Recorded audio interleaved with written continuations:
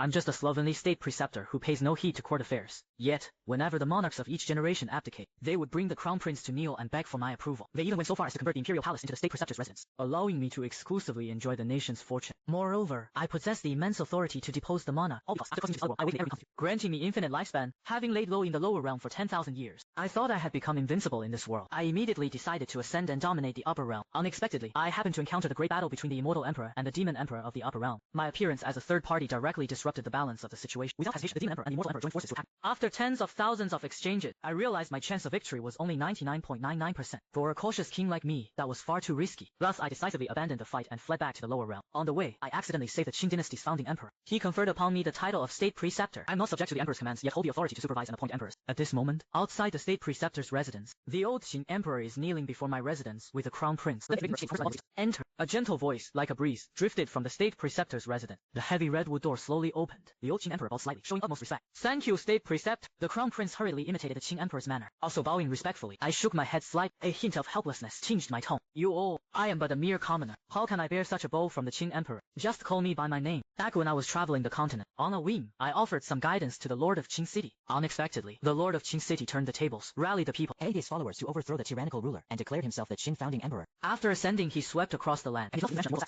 State preceptor, I will soon abdicate. I have specially brought the crown prince to pay his respects. If you have any requests in the future, you may command him directly. Saying it's paying respects is actually to let me meet the future new emperor. If unsatisfied, he would replace him with another. The crown prince understood implicitly.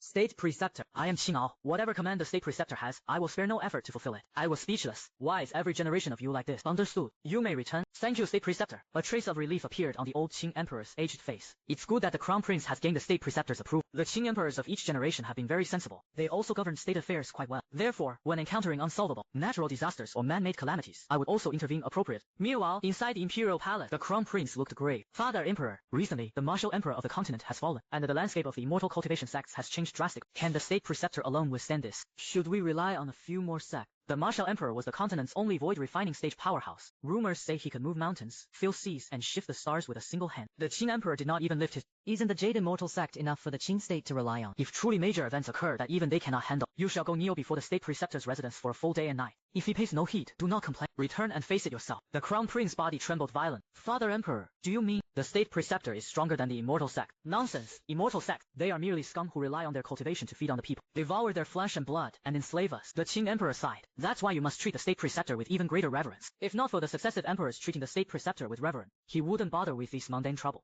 The recent 3 consecutive years of drought, pleading with the Jade Immortal sect yielded no result. On the day of your ascension, I will personally go to the state preceptor's residence to pray for rain. Early morning, I slowly pushed open the redwood door of the state preceptor's residence in the city. Holding a bamboo umbrella, I walked towards the Imperial palace. Pedestrians on the street cast strange glances. Using an umbrella during a great drought. Something wrong with him. Ye old Qing emperor, arriving at the state preceptor's residence, saw the slightly ajar red door. He knew I had gone out and was not in. He sighed soft. The Qing state has suffered a 3-year drought. The land parched. The people in dire strait. If rain could be prayed for at the time of the new emperor's ascension, he would surely be loved by the people from all directions. Enough. The state preceptor is traveling far. I shall return another day. Let's return to the palace. Today is the new emperor's ascension ceremony. Many dignitaries and foreign envoys rush to Luo City just to witness the new emperor's ascension. The ceremony begins. As the ceremonial officer's voice rang out, Qing now slowly descended from the dragon throne. The officials followed solemnly behind. Outside the palace square, guards vigilantly stood guard at the gate, carefully checking the crowds pouring in from all directions. All major Qing state ceremonies are public, whether commoners or foreigners. All may enter the palace square to observe. The 3 main gates opened simultaneously. Long queues formed at the middle and left gate. Before the right gate, there were very few people. This was a passage specially prepared for officials or distinguished guests. I slowly arrived at the right passage. The guard at the entrance stopped. Please present your token. Nothing except the clothing may be brought inside. I took out a token from my waist and handed it over. This was a token specially forged for me by the Qing founding emperor. The guard carelessly took the token. Suddenly, he caught sight of the character Su on the token. His body trembled. His hand shook, almost dropping the token. With a thud,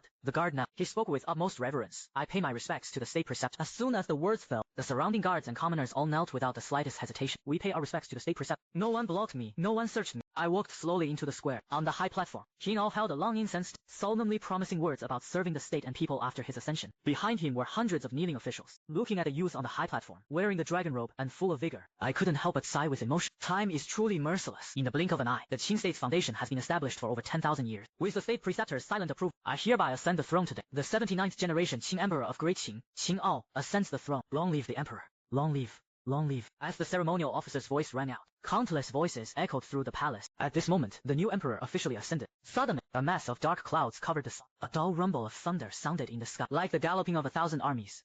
A cool breeze gently blew, bringing a long-awaited sense of moisture. King Ao was startled. Did Father Emperor truly pray for rain for him? At that moment, the ceremonial officer's voice boomed like a bell. The new emperor ascends, and sweet dew descends from heaven. This is an auspicious sign from heaven. This is not rain, but sweet dew. Instantly, the people rejoiced. Hearty cheers resounded through the palace. Long live the emperor! Long live! Long live! Outside the palace, the old Qin emperor wept tears of joy. This rain not only saved countless lives from starvation, but also stabilized the new emperor's regime. Ignoring the quanzu of those around, the old Qin emperor, drenched in the pouring rain, excitedly ran towards the palace square. The moment he saw the state preceptor holding a bamboo umbrella, standing out from the crowd, he instantly understood everything. He hurriedly came before me and knelt. Thank you, state preceptor, for bringing the rain, saving the countless people of the Qin state. Only then did Qin and the officials snap out of their joy. They looked at me with utmost reverence. So it was the state preceptor. Qin knelt with a thought. Thank you, state preceptor, for the gift. On behalf of the countless people of the Qin state, I thank the state preceptor. I nodded faintly. Holding the bamboo umbrella, I turned and vanished into the rain curtain. Meanwhile, at the Jade Immortal Sect. What? The formation laid in the Qin state has been destroyed. Who dares disrupt our sect's plan? Elder. According to news from disciples stationed in Luo City of the Qin state, it was the Qin state preceptor. This person is said to be the master of the Qin founding emperor from 10,000 years ago. He is estimated to be a soul formation stage powerhouse. Why wasn't this reported earlier? Make preparation. I will personally go and test him.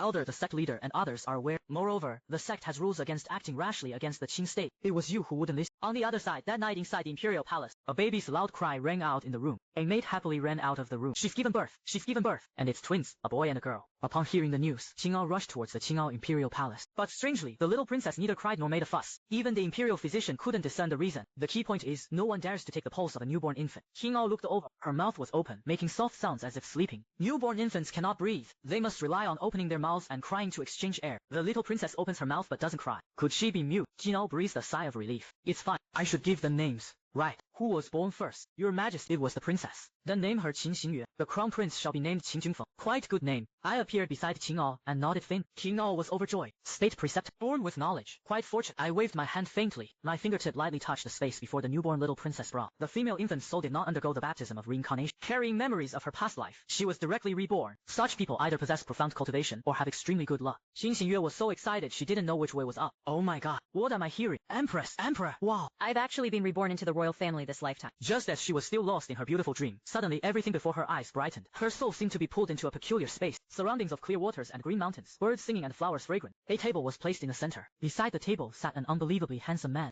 Qin Xingyue accidentally drew. What a handsome hunk. Wait, this is my dream. Does that mean I can do whatever I want? Qin Xingyue tentatively grabbed my arm. It feels so real. I was taken aback. I looked faintly at the soul before me. What are you doing? Oh my. Not only is he good look, his voice is so gentle too. In my past life, I died before even touching a man. I never thought heaven would treat me so well. Qin Xingyue was so mesmerized she lost all sense of direction. Only one thought remained in her mind. He's mine. Hubby, come here. Shamelessly, she threw herself into my embrace. So fragrant. Thinking this, she began using her hands to tear at the other's clothes. After all, this is my own dream. It should be fine to be a little unrestrained, right? A strange warmth surged through my body. Such powerful seduction art. I hurriedly suppressed this feeling and shifted positions. Never mind. Qin Xingyue opened her mouth and bit down. Unexpectedly, her teeth felt as if biting into iron. The next moment, a pig slaughtering scream echoed through the space. She covered her mouth and looked carefully. She was hugging a transformed tree. Turning her head, the handsome man not far away by the table was looking at her with amusement. Qin Xingyue's face flushed with shame. She remembered she had hugged the handsome man. Seems quite foolish. Shouldn't affect the Qin dynasty's foundation. I stood up and vanished from the space. State preceptor, how is Xingyue? Seeing me open my eyes, Qing'ao couldn't wait to ask. No issue, though a bit foolish. Qing'ao didn't understand the meaning. He was about to press further, but found the state preceptor had already left. Meanwhile, at the state preceptor's residence, I appeared in the courtyard. Just as I sat down, a respectful voice came from outside the door. The Jade Immortal Sect's second elder, Taikun, has come to pay a visit to the state preceptor. The redwood door slowly opened. Thank you, state preceptor. Outside, Taikun straightened his back and entered the state preceptor's residence. With such a variable, he had to come and investigate clearly. If this state preceptor truly lived for 10,000 years, the Jade Immortal Sect really couldn't afford to provoke him. They might need to bring out the ancestor to suppress him. I faintly picked up the teacup. Are you worthy to test me? Bringing out your ancestor wouldn't suppress me either. Get lost. Taikun's expression turned somewhat unpleasant. He didn't expect his intentions to be seen through upon meeting. The Jade Immortal Sect's ancestor, still in the mortal world, has lived for over 20,000 years. Yet the other party's tone showed no respect for the ancestor at all. For a moment, Taikun couldn't gauge the situation. He paused briefly, then immediately huanshan a smiling face and said with a flattering smile, State Preceptor, you misunderstand. I have long admired the State Preceptor's reputation and specially came to pay my respect. I didn't expect the State Preceptor to be acquainted with our sect's ancestor, so we are all on the same side. I blew on the hot tea. Not exactly acquainted. He just hit my hand a few times with his face. Even now, thinking about it, my hand still aches faintly. With his face, hit your hand. Taikun didn't know if I was joking or telling the truth, but regardless, he didn't dare to make a move to test.